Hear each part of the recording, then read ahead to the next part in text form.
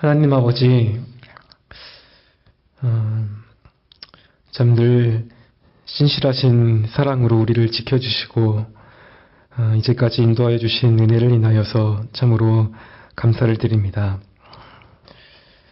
하나님 앞에서 우리 자신을 돌아볼 때에 참으로 우리 자신의 수많은 허물이 하나도 드러나지 않을 것이 없고 또 아무런 선한 것도 찾을 수가 없지만 하나님 아버지, 참 또 때로는 우리 자신의 그런 곤고함도 잘 알지 못하여서 하나님을 멀리하고 사는 그러한 자들이 오니 이 시간 우리를 긍휼히 여겨 주옵시고 또 우리의 모든 죄악을 그리스도의 보혈로 정결케 하여 주시기를 간절히 소원합니다.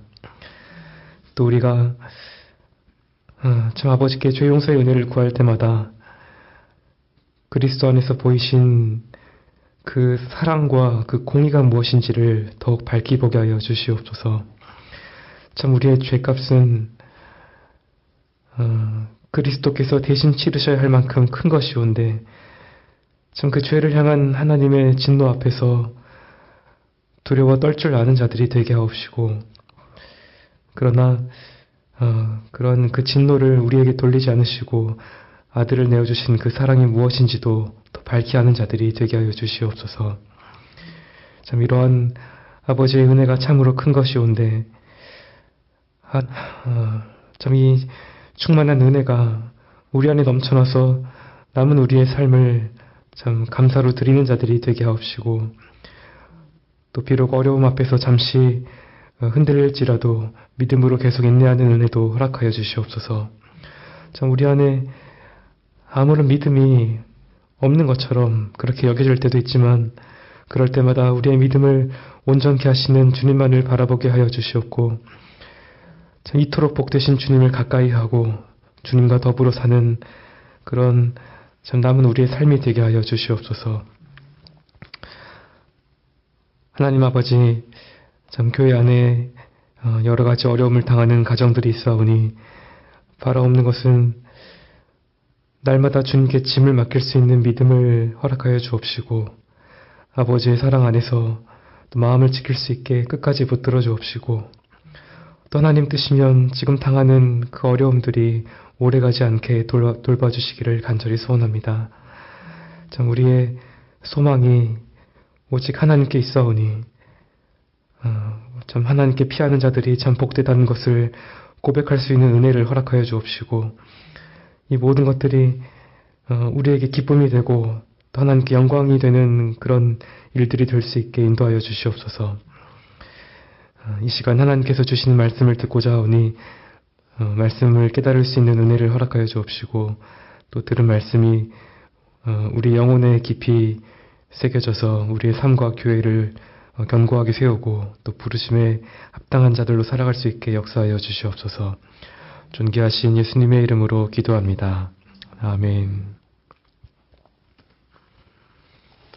네, 하나님 말씀 요한일서 4장 1절부터 6절까지 말씀을 함께 보겠습니다. 네, 요한일서 4장 1절부터 6절까지 말씀입니다. 네, 한 절씩 교독하신 후에 마지막 절 함께 읽도록 하겠습니다.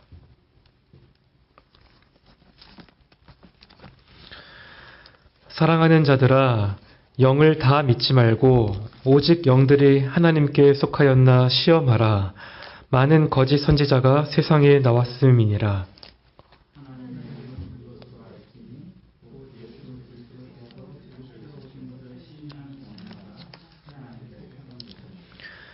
예수를 시인하지 아니하는 영마다 하나님께 속한 것이 아니니 이것이 곧 적그리스도의 영이니라. 오리라 한 말을 너희가 들었거니와 이제 벌써 세상에 있느니라.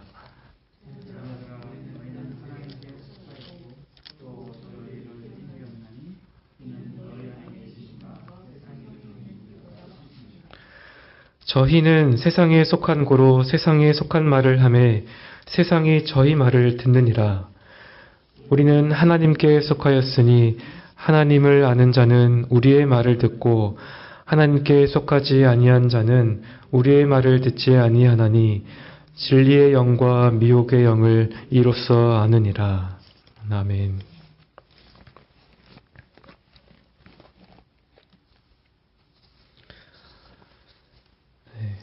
이제 우리가 요한일서 4장의 내용을 함께 살펴볼 텐데요. 이 3장과 4장이 이렇게 내용을 읽어보면 서로 밀접하게 연결이 되어 있습니다. 3장에서 요한이 우리가 하나님의 자녀이다라는 그런 사실을 말했습니다. 또 하나님의 자녀들이 갖는 그 특징들이 무엇인지도 함께 말을 했는데요. 이것을 말할 때에 미혹하는 자들, 곧 마귀의 자녀들이 갖는 그러한 특징들과 대조하는 방식으로 그렇게 말을 했습니다. 먼저 이 거짓 교사들은 자신들이 하나님께 속해 있다라고 하면서 계속해서 죄에 머무르는 그러한 자들이었습니다. 죄에서 돌이키려고 하는 게 아니라 범죄하는 게 습성인 자들, 그러니까 처음부터 거듭난 적이 없었던 세상에 속해 있던 그러한 자들이었던 것입니다. 그런데도 이들은 자신들이 하나님께 속해 있다라고 그렇게 생각을 한 거죠. 어떻게 그럴 수 있는가? 요한에 따르면 이들에게는 예수 그리스도에 대한 바른 신앙 고백이 없었습니다. 3장 5절처럼 예수님께서는 우리의 죄를 없이 하시려고 이 세상에 나타나셨는데 그런 예수님을 받아들이지 않았던 겁니다. 하지만 예수님을 믿고 또 하나님의 자녀가 된 자들은 누구든지 자신을 깨끗하게 하려고 하고요. 또 하나님의 계명을 따라 살고 의를 행하는 그러한 자들이 됩니다. 요한은 3장 10절에서 하나님의 자녀들과 마귀의 자녀들을 가르는 또 한 가지 기준을 제시하는데요. 그것은 바로 형제를 사랑하는가 하는 겁니다. 이 처음부터 살인한 자라고 불리는 이 마귀에게 속한 자들은 형제를 미워할 수밖에 없습니다. 이 미워한 것과 살인하는 건 결국에는 같은 뿌리에서 나오기 때문이죠. 하지만 하나님의 자녀들은 그렇지 않습니다. 하나님의 자녀들 안에는 목숨을 버리신 그리스도의 사랑이 그들 안에 있습니다. 이 사랑은 반드시 형제 사랑으로 그렇게 나타나게 되고요. 또 이 사랑은 말과 혀로만 하는 게 아니라 오직 행함과 진실함으로 해야 된다라고 그렇게 말을 했습니다. 그러면 여기서 우리가 한 가지 알 수 있는 사실이 있죠. 결국에는 예수 그리스도를 바르게 믿지 않으면 형제도 사랑할 수 없다라는 것입니다. 우리가 형제를 사랑한다고 하는 게 진리랑 아무런 관계도 없이 그냥 무조건적으로 다 덮어주고 사랑하는 그러한 것을 의미하지 않습니다. 진리신 예수 그리스도께 속해 있어야만 형제를 참되게 사랑할 수 있죠. 그래서 요한은 하나님의 자녀들의 특징을 23절과 같이 요약합니다. 그의 계명은 이것이니 곧 그 아들 예수 그리스도의 이름을 믿고 그가 우리에게 주신 계명대로 서로 사랑할 것이니라. 이렇게 진리와 사랑이 함께 가야 한다라는 거죠.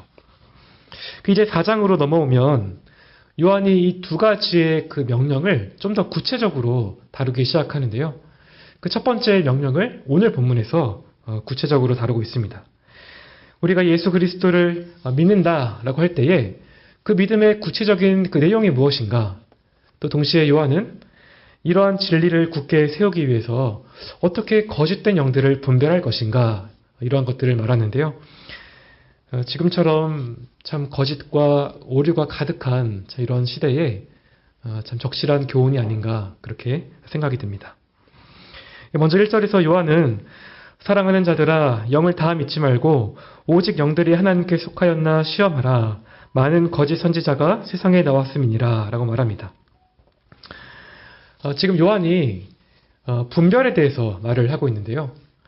이 분별이라고 하는 건 우리가 사는 이 세상에서도 지극히 상식적인 일입니다. 특히 지금처럼 정말 정보가 너무나 많이 넘쳐나는 이러한 시대에서는 분별하는 게 꼭 필요하다라고 할 수 있죠. 우리의 생존을 위한 필수적인 어떤 능력이라고 해도 과언이 아닙니다. 물론 정보가 많으면 좋은 점도 있습니다. 정보가 많을수록 우리가 좀 더 어떤 그런 입체적인 그런 이해나 관점을 또 가질 수 있게 되고요. 또 어떤 복잡한 문제를 좀 해결할 때도 데이터가 많을수록 또 좋겠죠. 예측의 정확도를 높이고 또 위험을 예방하는데 도움을 얻을 수 있습니다. 다만 문제는 이러한 그 정보들 안에 이 가짜 정보도 섞여 있다는 겁니다. 이게 사실은 문제의 핵심이죠. 그래서 정보가 많아질수록 가짜 정보도 계속해서 늘어나게 되고요. 이것을 우리가 분별하지 못하면 큰 피해를 입을 수밖에 없습니다. 이런 어떤 실제적인 사례를 우리가 주위에서 너무 자주 보게 되죠. 예를 들어서 어떤 잘못된 투자 정보가 퍼지게 되면 한 기업의 가치가 순식간에 그렇게 떨어지기도 하고요. 또 어떤 국가적인 재난이나 감염병이 도는 그런 상황에서 어떤 그 유언비어 같은 게 퍼지게 되면 사회적인 불신과 갈등이 증폭되고 또 사람들의 안전과 생명도 위협을 받게 됩니다. 또 어떤 확인되지 않은 자극적인 폭로 때문에 한 개인의 명예가 사회적으로 난도질을 당하게 되고 결국에는 이것이 극단적인 선택으로 이어지는 그러한 일들도 계속해서 들려옵니다. 이처럼 세상에서도 이런 가짜 정보들을 분별하지 못하면 우리의 재산과 명예와 또 생명이 위협을 받게 되는데요. 그러면 영적인 이런 영역에서는 어떨까요? 영적인 진리에 관해서는 우리가 더욱더 분별이 필요합니다. 왜냐하면 거짓된 이 가르침이라고 한 것은 우리의 삶과 영혼을 망가뜨릴 뿐만 아니라 영원한 멸망으로 사람들을 다 끌어가기 때문이죠. 또 지금 우리가 사는 이 시대는 영적으로 참 혼란한 그러한 때입니다. 이 정보 과잉의 시대인 만큼 어느 때보다도 영적인 메시지가 날마다 수없이 쏟아져 나옵니다. 하지만 안타깝게도 이 모든 것들이 다 하나님께로부터 온 메시지다라고 그렇게 확신할 수가 없습니다. 오히려 진리의 탈을 쓴 그런 거짓된 가르침들이 진리보다 더 많은 것이 지금의 현실인 거죠. 때로는 참된 복음과 구분하기 힘들 정도로 교묘하게 위장된 가르침들이 우리를 미혹합니다. 사실 이것은 신약 성경에서 계속해서 강조되는 그러한 부분인데요. 하나님께서는 세상의 진리를 드러내시지만 마귀는 끊임없이 그 진리를 변질시키고 타락시키는 영적인 전쟁을 일으킵니다. 이 고린도서 10장에 따르면 사람들이 이 그릇된 어떤 이념이라고 하는 견고한 요새에 갇혀 있습니다. 이 요새를 깨려면 진리가 있어야 하는데요. 헛된 사상과 하나님 아는 것을 대적하여 높아진 모든 이론들을 깨뜨리고 진리에 대한 순종이 자리를 잡아야 한다라는 겁니다. 그래서 이러한 어떤 영적인 전쟁이라는 것은 우리의 마음에서 이루어진다라고 할 수 있고요. 이 싸움의 어떤 그 성패는 진리의 편에 서기 위한 우리의 분별력에 달려 있다라고 그렇게 말을 할 수 있습니다. 그런데 참 이 싸움이 그렇게 쉽지가 않습니다. 보통 사람들은 이런 영적인 일들, 어떤 영적인 현상을 이렇게 대할 때에 그것에 쉽게 빠져드는 그러한 어떤 경향이 있습니다. 어떤 초자연적인 능력이나 이적을 경험하면 그것이 곧 성령님의 사역인 것처럼 그렇게 생각을 합니다. 특히 어떤 꿈이나 환상에서 봤던 것들이 그대로 이루어지면 하나님께서 응답을 하셨다라고 그렇게 쉽게 생각을 하기도 하죠. 하지만 이러한 모든 일들이 다 하나님께서 하셨다라고 그렇게 믿는 건 그렇게 바람직한 태도라고 할 수 없습니다. 우리가 그 지난 오후 예배 말씀에서도 들으셨겠지만 마귀도 영적인 존재이고 또 능력이 있습니다. 그래서 하나님께서 허용하시는 그러한 이 범위 안에서는 어떤 초자연적인 그런 일들을 행할 수가 있고요. 또 심지어 마귀는 그 우리 미래의 일들에 대해서도 개입을 할 수가 있습니다. 물론 이건 마귀가 모든 미래를 아시는 하나님처럼 전지하다라는 그러한 의미는 아닙니다. 하지만 이 마귀는 수천 년 동안 인간의 본성과 역사를 계속해서 관찰을 쭉 해왔죠. 그래서 우리 어떤 심리나 환경을 잘 이렇게 파악을 해서 우리의 삶의 어떤 미래의 일들을 예측하는 게 마귀에게는 가능합니다. 그래서 사도행전 16장에 나오는 이 귀신 들린 여종이 바로 이런 경우라고 할 수 있는데요. 이 여종이 점을 쳐서 그 주인들에게 참 큰 이익들을 가져다 주었지만 이것은 귀신이 그 여종의 입을 통해서 미래의 일들을 말하게 함으로써 사람들을 미혹해 한 거죠. 그러면 마귀가 사람들에게 이러한 일들을 벌이는 그 목적이 무엇일까요? 여러 가지가 있지만 가장 중요한 것은 사람들이 이런 주관적인 어떤 이 체험, 이러한 체험을 자기 신앙의 가장 큰 신앙의 척도로 그렇게 삼게 하려는 것이고요. 성경이라고 하는 객관적인 진리에서는 점점 떠나게 하려는 겁니다. 그러면서 어떤 교리적인 분별력을 흐리게 하고 결국에는 하나님을 바르게 섬기지 못하게 만드는 거죠. 그래서 우리가 이런 어떤 배후를, 영적인 일들의 배후를 잘 알지 못하면 마귀가 하는 일을 하나님께서 하셨다라고 그렇게 돌리는 어떤 불상사가 생길 수도 있습니다. 그래서 주님께서도 미리 경고를 하셨죠. 말세에 거짓 그리스도들과 거짓 선지자들이 일어나서 큰 표적들과 놀라운 일들을 행하고 할 수만 있으면 택하신 자들도 미혹해 한다라고 말씀하셨습니다. 또 오늘 본문 1절에서도 요한이 많은 거짓 선지자들이 세상에 나왔다라고 합니다. 적은 무리가 아니라 이런 거짓 교사들이 많이 나왔기 때문에 우리가 경계심을 늦춰서는 안 된다라는 거죠. 그리고 이들이 더욱더 위험한 것은 우리에게 올 때의 어떤 어설픈 모습으로 그렇게 오지 않는다라는 건데요. 이들은 참 광명의 천사의 그런 모습을 하고서 우리에게 오기 때문에 우리가 더욱더 경계를 해야 합니다.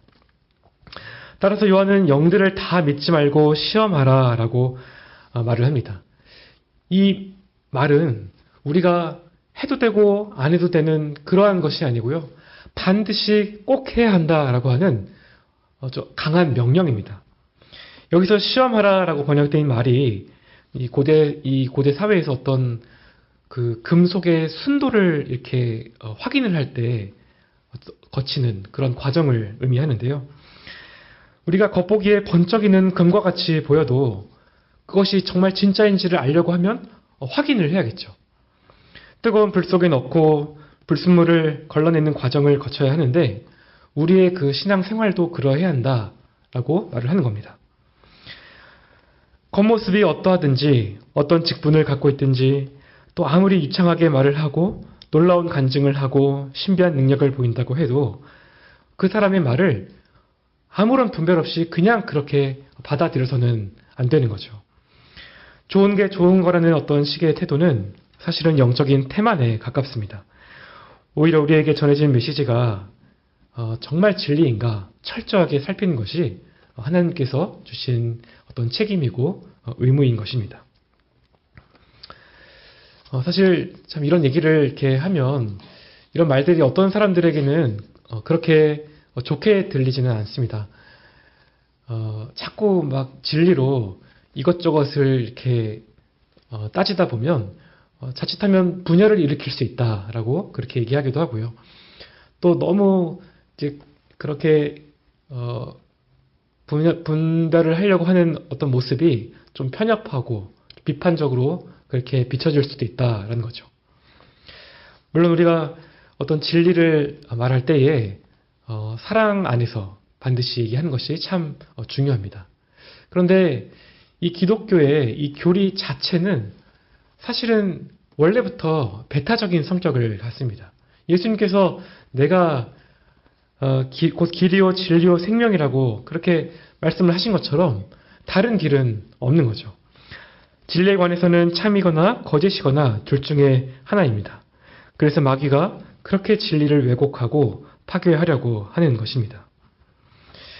마찬가지로 우리가 사랑이라고 하는 어떤 이런 이 명목 때문에 분별하기를 그냥 포기해 버린다면 그러면 어떻게 될까요? 참, 그러면 이것은 우리가 형제를 아끼는 그런 태도가 아니고요. 교회 안에 어떤 그 독소가 이렇게 퍼지게 해서 참 그런 일들을 방관하게 되는 그런 일들이 되고 말 겁니다. 따라서 영들을 시험하라라고 하는 이런 그 명령은 우리를 편협하게 만드는 것이 아니고요. 우리의 영적인 어떤 생존과 직결이 되어 있습니다. 참 우리의 안전이 이 참된 진리 안에서만 보장이 되기 때문이죠. 그래서 이제 요한이 이 진리와 거짓을 분별하는 이 전쟁에서 어떤 그 승리를 하기 위한 어떤 기준을 이렇게 하나씩 제시를 하는데요. 첫 번째 기준은 2절, 3절에 있습니다. 하나님의 영은 이것으로 알지니 곧 예수 그리스도께서 육체로 오신 것을 시인하는 영마다 하나님께 속한 것이요 예수를 시인하지 아니하는 영마다 하나님께 속한 것이 아니니 이것이 곧 적그리스도의 영이니라. 오리라 한 말을 너희가 들었거니와 이제 벌써 세상에 있느니라. 간단히 말을 하면 예수 그리스도에 대한 신앙 고백이 기준이 된다라는 것입니다. 물론 성경 전체가 어떤 기준에 분별을 할 수 있는 어떤 기준이 되겠지만 성경의 모든 가르침들이 예수 그리스도를 가리킨다라고 그렇게 생각을 할 때에 우리가 예수 그리스도에 대한 신앙 고백이 기준이 된다라고 말을 할 수 있겠죠. 그래서 누가 그 예수님에 대해서 무엇을 어떻게 가르치는지를 이렇게 보면 그가 하나님께 속한 영인지 아닌지를 분별할 수 있다라는 것입니다. 그런데 여기서 요한이 특별히 강조하는 부분이 있죠. 하나님의 아들이신 예수님께서 우리 이 땅에 오실 때에 우리와 똑같은 육체를 입고 오셨다라는 사실을 매우 강조하고 있습니다. 왜 하필 이런 부분을 강조했는지 우리가 당시의 상황을 좀 살펴볼 필요가 있는데요. 전에 말씀드렸지만 요한일서의 배경이 되는 그런 이단적인 이런 가르침들 가운데 가연설이라고 하는 그런 주장이 있습니다. 이들은 거룩하신 하나님이 참 어떻게 이런 비천한 인간의 몸을 입으실 수 있느냐라고 그렇게 말했습니다. 영적인 것만 선하고 물질적인 것은 악하다는 그런 이원론의 영향을 받은 거죠. 그래서 이들의 생각에 예수님은 실제로 육체를 입으신 게 아니라 육체를 입으신 것처럼 그렇게 보여졌다라는 그런 말입니다. 이 육체가 그저 환상이나 어떤 껍데기에 불과한 거였죠. 하지만 요한이 이것을 정면으로 반박을 합니다. 예수님께서 육체로 오셨다라고 할 때에 예수님께서는 실제로 베들레헴에서 아기로 태어나셨고요. 실제로 배고픔도 느끼셨고요. 또 피곤해서 주무시기도 했고 십자가에서 처절한 고통을 느끼시며 피를 흘리시기도 하셨습니다. 그래서 이러한 어떤 예수님께서 참 사람이다라고 하는 이런 신앙 고백이 나중에 이 칼케돈 신조를 통해서 분명하게 고백이 되었죠. 그때 교회가 예수님이 신성에 있어서 완전하실 뿐만 아니라 인성에 있어서도 완전하시며 참으로 하나님이신 동시에 이성적 영혼과 육체를 가진 참으로 사람이시다라고 선언을 했습니다.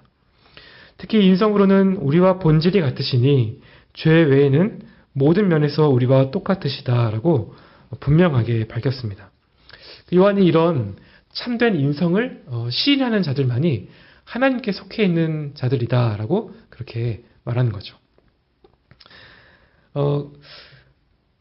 우리가 여기서 또 이 시인한다 라고 번역된 이 말의 의미를 생각하면 분별의 기준이 더 분명해질 수 있는데요. 여기에 이 시인하다라고 하는 이 단어는 그냥 어떤 내 생각을 입술로 이렇게 동의한다라는 그러한 정도의 말이 아니고요. 똑같은 말을 한다라는 그런 뜻을 담고 있습니다. 즉 예수님에 대한 어떤 나의 어떤 주관적인 생각을 얘기한 게 아니고요. 예수님에 대해서 하나님께서 성경에 계시하신 그 내용을 정확히 똑같이 고백을 하는 게 참된 신앙 고백이다라고 그렇게 말을 하는 겁니다. 사실 성경에 대해서 예수님에 대해서 계시하신 그러한 그 내용이 예수 그리스도라는 그 이름의 의미에도 아주 잘 나와 있죠. 이 예수라는 이름은 우리와 똑같은 성정을 가지시고 역사 속에 실제로 존재하셨던 그 인성을 강조하는 이름이고요. 또 그리스도는 기름 부음을 받은 자, 곧 하나님의 권위를 가지신 메시아이심을 의미합니다. 그래서 예수 그리스도를 믿는다고 하는 건 참 하나님이신 동시에 참 사람이신 이러한 신비를 우리가 받아들인다라는 그러한 의미인 거죠. 그러면 우리가 여기서 한 가지 중요한 질문을 해야 하는데요. 예수님께서 육체로 오셨다는 게 왜 그렇게 중요한 것인가? 사실 여기에 우리의 구원과 관련된 아주 중요한 이유가 있습니다. 이 하나님의 율법이라고 하는 것은요, 사실은 모든 사람들이 다 지켜야 하는 것이죠. 그런데 우리가 그 법을 어겼고 실패했습니다. 또 하나님의 그런 진노의 형벌을 우리가 다 받아야 했죠. 그래서 우리가 구원을 받기 위해서는 우리와 똑같은 사람이 오셔서 우리 대신에 형벌을 받으셔야 하고요.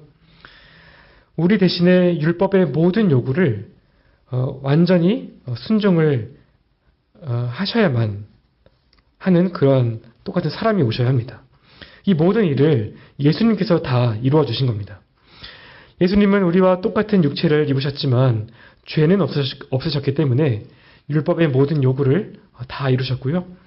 또 이런 순종이 우리를 위한 실제적인 속죄와 죽음과도 연결이 됩니다. 영은 죽을 수가 없죠. 예수님께서 육체를 입으셔야만 우리를 대신해서 반드시 죽으실 수가 있습니다. 진짜 육체로 고통을 당하시고 죽으셨기 때문에 그 율법의 저주 아래에 있는 우리의 그 죄값을 예수님께서 실제로 지불을 하실 수 있다라는 그러한 의미입니다. 그래서 만약에 이런 인성을 부인하면 그러면 어떻게 될까요? 그러면 우리가 그리스도께서 이루신 그런 이 대속 사역 전체를 자칫하면 다 부인하는 그러한 일이 되고 말고요. 우리의 구원의 토대 자체를 흔드는 일이 되고 말겠죠. 또 예수님께서 육체로 오셨다는 사실이 중요한 건 우리에게 말할 수 없는 위로를 주기 때문인데요. 히브리서 4장 15절은 우리에게 있는 대제사장은 우리의 연약함을 체휼하지 못하시는 분이 아니라고 말씀합니다.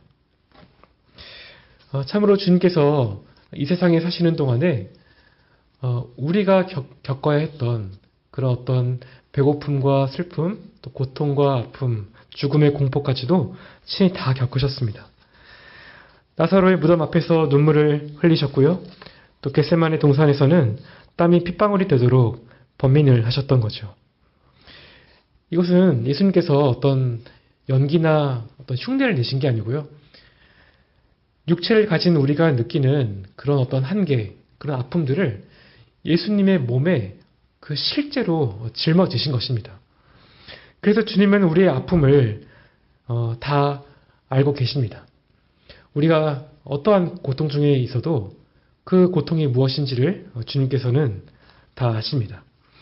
이처럼 예수님께서 우리에게 어떤 구원의 의의를 주셨다라는 것은요, 어떤 메마르고 추상적인 어떤 그런 이론이 아니고요, 육체로 행하신 모든 순종과 역사적 사실에 근거합니다. 그래서 이 사실을 부인하면 주님께서 주시는 모든 위로에서 끊어질 수밖에 없습니다. 또 예수님을 보내신 하나님까지도 부인하는 그런 무서운 죄를 범하게 되는 거죠. 그래서 우리가 이런 것들을 생각을 할 때에 사실은 참 우리 주변에 있는 어떤 타 종교나 어떤 종교 다원주의에 대해서도 매우 경계를 해야 합니다. 유대교나 이슬람은 자기들 나름대로 하나님을 열심히 섬긴다고는 하지만 예수님께서 결정적으로 예수님이 인간의 몸을 입고 오신 하나님의 아들이라고 하는 이 사실을 부인합니다. 또 어떤 사람들은 이 예수를 모르더라도 그저 어떤 이 하나의 어떤 절대자, 어떤 하나의 창조주를 믿고 그저 어떤 선한 일을 하면 구원을 받을 수 있다라고 그렇게 말을 합니다. 어, 유명한 그런 비유이지만 그 산의 정상에 오르는 길이 여러 갈래여도 결국 꼭대기에서 만나는 것처럼 모든 종교도 결국에는 하나의 길로 향하고 있다라는 그런 생각이죠. 하지만 요한은 3절에서 매우 단호하게 말합니다. 예수를 시인하지 아니하는 영마다 하나님께 속한 것이 아니니 이것이 곧 적그리스도의 영이라는 겁니다. 아들을 부인하면서 아버지를 만날 수 있는 길은 결코 없습니다. 마귀는 관용이라는 이름으로 이 성육신의 이 신비를 하찮은 것으로 여기게 하지만 이 육체를 입고 참 사람으로 오셔서 우리를 대신해 죽으신 그 예수님을 높이는 자들만이 하나님께 속해 있습니다. 우리가 이 진리에서 결코 흔들리지 말아야 하는 거죠. 영들을 분별하는 두 번째 기준은 4절, 5절에서 찾아볼 수 있습니다. 자녀들아 너희는 하나님께 속하였고 또 저희를 이기었나니 이는 너희 안에 계신 이가 세상에 있는 이보다 크심이라.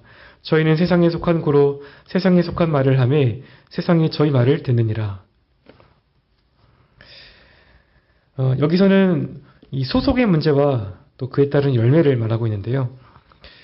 지금 이 편지를 받는 그 교회가 이 거짓 교사들이 한바탕 휘젓고 나갔기 때문에 참으로 혼란스러운 그런 상황이었습니다. 하지만 요한이 끝까지 진리의 편에 남은 이 성도들에게 자녀들아 너희는 하나님께 속해 있다라고 하면서 그들을 안심시킵니다. 그 이유는 그들의 그런 선택 자체가 그들의 믿음이 올바르다고 하는 강력한 증거가 된다라는 것입니다. 교회를 나가버린 자들이 자신들이 그 믿는 바에 대해서 굉장히 큰 확신을 가지고 있었죠.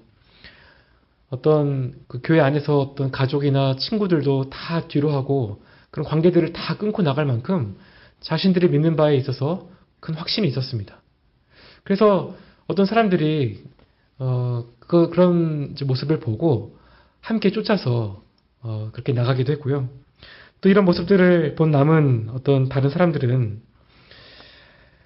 마음이 흔들렸을지도 모릅니다. 내가 붙들고 있는 신앙 고백이 정말 진리에 속한 것인지 생각하고 또 생각을 했겠죠.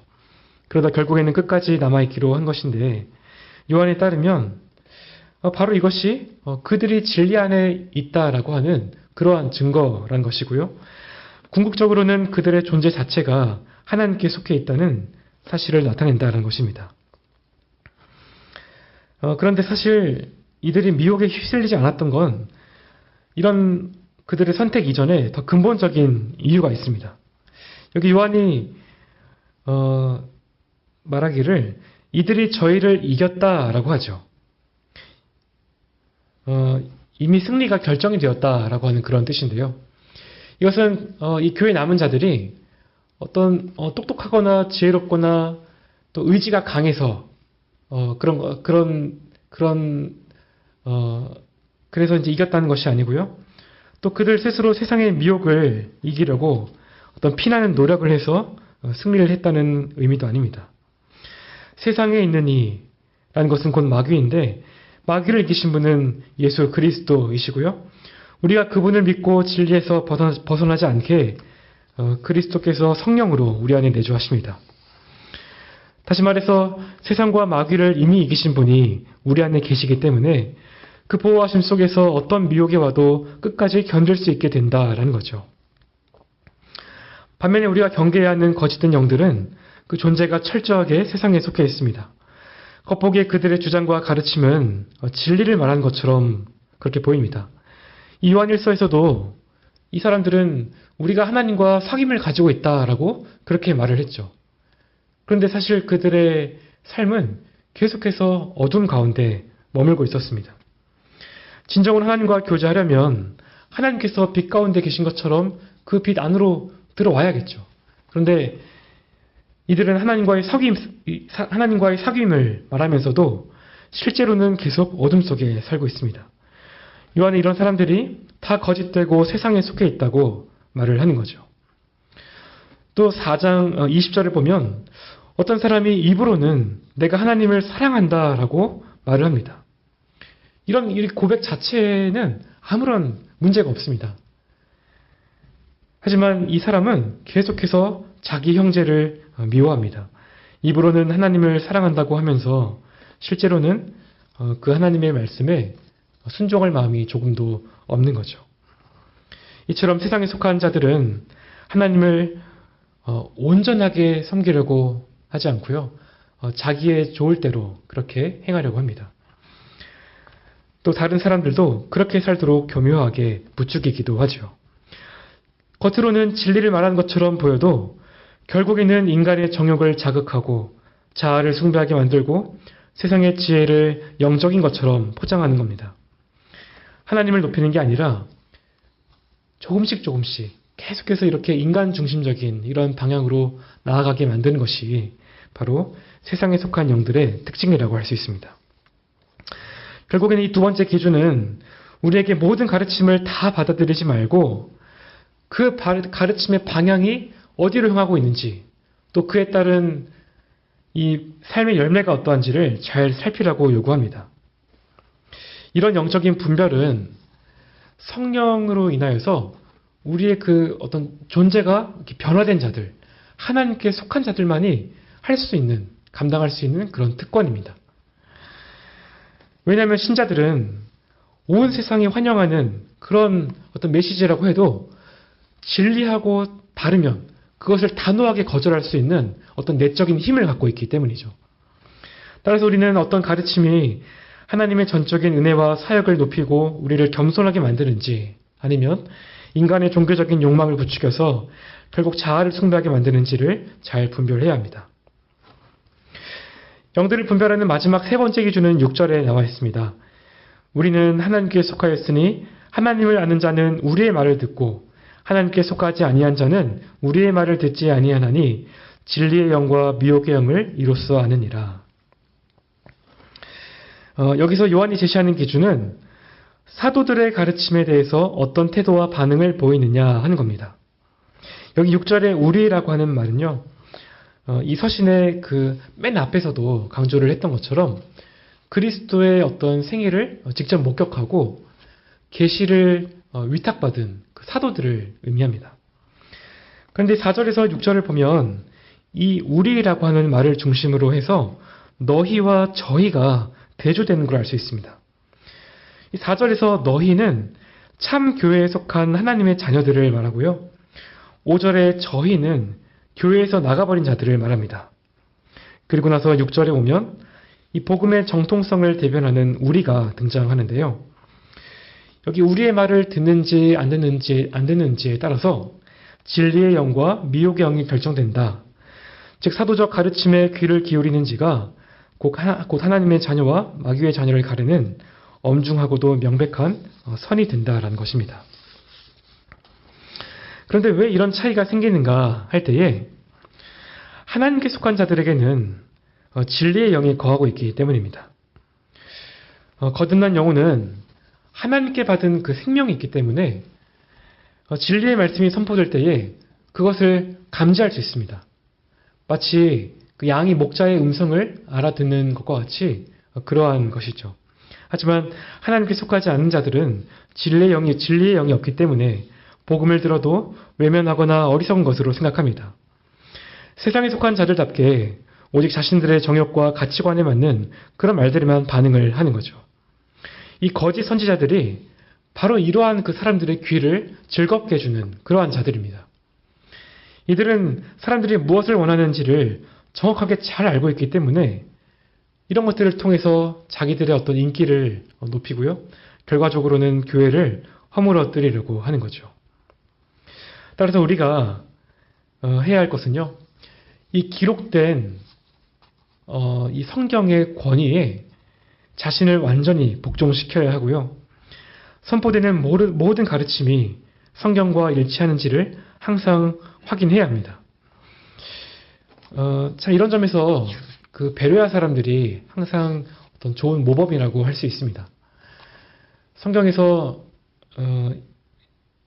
성경을 이렇게 보면 베레아 사람들이 데살로니가 사람들보다 더 너그러워서 간절한 마음으로 말씀을 받았다라고 하는데요. 이 너그럽다라고 하는 것이 그들의 어떤 성품이 좋았다라는 것이 아니라 어떤 말씀에 대해서 열린 마음으로 또 하나님의 은혜를 간절히 사모하는 마음으로 그렇게 들었다라는 것입니다. 그런데 이들이 여기에서 그냥 멈춘 게 아니고요. 이것이 들은 말씀이 정말 성경의 원리와 일치하는지를 알기 원했습니다. 그래서 이것이 과연 그러한가 하여 날마다 성경을 상고했다라고 합니다. 날마다 말씀을 부지런히 살피고 열심히 성경을 공부했다라는 거죠. 이처럼 진정한 영적인 분별은 어떤 화려한 언변이나 신비한 현상이나 기적 같은 데서 오지 않습니다. 오직 성경이라고 하는 이 기준으로 모든 것을 잘 살피는 이런 수고를 통해서만 얻게 되는 거죠. 우리도 베레아 사람들처럼 하나님의 말씀을 내 삶의 최종적인 권위로 삼고 그 말씀 앞에 자신을 깨뜨리는 참된 순종의 길로 나아가야 하겠습니다. 이렇게 우리의 삶이 진리의 깊이 뿌리 내릴 때에 미혹의 영이 틈타지 못하는 견고한 믿음을 세울 수 있습니다. 오늘 우리가 그 요한이 우리에게 영을 다 믿지 말고 오직 하나님께 속하였나 시험하라 라고 그렇게 명령합니다. 이러한 분별은 어떤 지식적인 판단이나 비판을 위한 것이 아니고요. 정말로 우리의 영적인 생존과 직결이 되어 있는 거룩한 그런 책임이라고 할 수 있습니다. 우리가 살펴봤던 예수 그리스도에 대한 어떤 성육신에 대한 바른 신앙 고백과 또 성령으로 인한 어떤 본성의 변화와 열매들, 또 성경에 대한 참된 순종이라는 이러한 어떤 중요한 기준들을 기억하시면 좋겠습니다. 하나님의 진리는 결코 모호하지 않습니다. 진리는 언제나 우리를 낮추고 오직 하나님만을 높이고요. 그리고 그 안에서 우리를 사랑과 순종으로 인도합니다. 물론 이 시대는 미혹의 영이 들끓고 마귀가 광명의 천사로 가장해서 우리를 혼란스럽게 만드는 그러한 때이기도 합니다.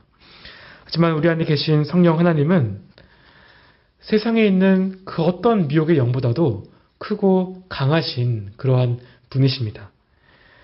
세상을 이기신 분이 우리 안에 계시고요. 날마다 우리에게 승리를 주십니다. 따라서 우리 안에 있는 모든 두려움을 내려놓고 날마다 말씀을 상고하고 순종하는 자들로 살아가면 좋겠습니다. 그럴 때에 우리가 결코 길을 잃지 않을 것입니다. 진리가 우리를 지켜주고 무엇보다 성령의 인도하심이 우리 평생에 늘 함께 하십니다. 이러한 은혜가 늘 우리에게 있기를 주님의 이름으로 간절히 소원합니다. 네, 함께 기도하고 마치겠습니다. 하나님 아버지, 참 이렇게 혼란한 시대를 사는 우리에게 영을 분별하는 책임이 얼마나 필요하고 중요한지를 다시 한번 마음에 새길 수 있게 하시오니 참으로 감사합니다. 참 거짓과 미혹의 세력을 인하여서 많은 사람들이 진리를 떠나고 또 영원한 멸망으로 속히 달려가는 이때에 참 때로는 우리 자신도 참 끝까지 믿음을 지킬 수 있을까 두려울 때도 있지만 하나님 아버지, 세상을 이기신 주님께서 우리 안에 계시고 또 우리를 영원히 인도하신다는 사실을 생각할 때에 참으로 우리가 위로와 확신을 얻습니다. 이러한 믿음 안에서 날마다 진리의 말씀을 읽고 또 붙잡고 또 순종할 수 있는 은혜를 허락하여 주옵시고 주님의 영광만을 드러내는 그런 진리의 자녀로 살아갈 수 있게 인도하여 주시옵소서. 예수님의 이름으로 기도드리옵나이다. 아멘.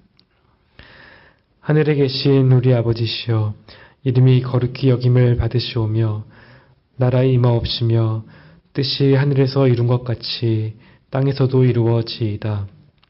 오늘날 우리에게 일용할 양식을 주옵시고 우리가 우리에게 죄 지은 자를 사하여 준 것 같이 우리의 죄를 사하여 주옵시고 우리를 시험에 들게 하지 마옵시고 다만 악에서 구하옵소서.